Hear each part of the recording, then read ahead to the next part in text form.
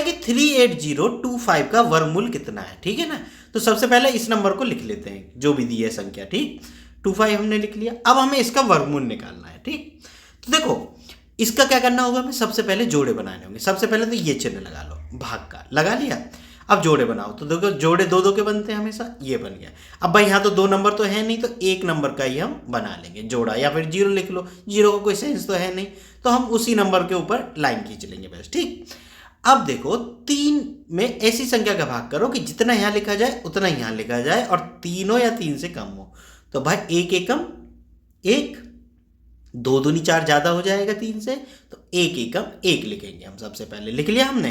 अब 3 में से एक कितने, एक जाएगा तो 2 बचेंगे।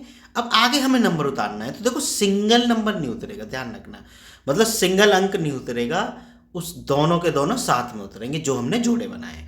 तो 80 हम लिख लेते हैं। अब हम किस संख्या से इसको भाग दें, तो उसका तरीका ये होता है कि ये जो ऊपर जो आएगा नंबर, इसका करो दुगना, इसका दुगना कर दिया। अब यहाँ जो हमें भाग करना है, तो जो नंबर हम यहाँ लिखेंगे ना, वही हमें यहाँ लिखना होगा।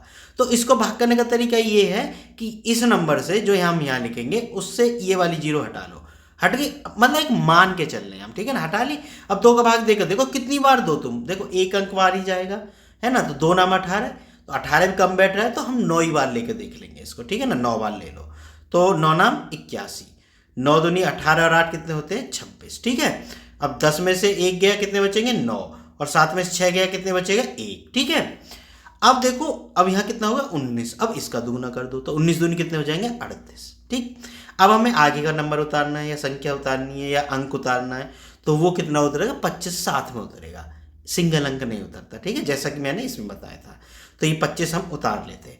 अब देखो कितनी बार जाएगा ये, अब हमें ये दिक्कत होगी भाई ये कितनी बार जाएगा, तो एक लगभग अंदाजा लगाते हैं हम। तो देखो ध्यान रखना, अगर पूरा पूरा आंसर आ रहा है, तो ये पीछे 5 आ रहा है ना, तो यहाँ 5 ही आएगा। एक तरीका तो ये है। दूसरा तरीका ये, मान लेते हैं कि यहाँ कोई नंबर आएगा, तो इस नंबर से ये वाला नंबर हटा लो, और 38 का 192 में भाग करके देखो कितनी बार जाएगा, लगभग 5 बार जाएगा, है ना, क्योंकि 40 पंजे 200 होते हैं, तो लगभग 5 बार चला जाएगा।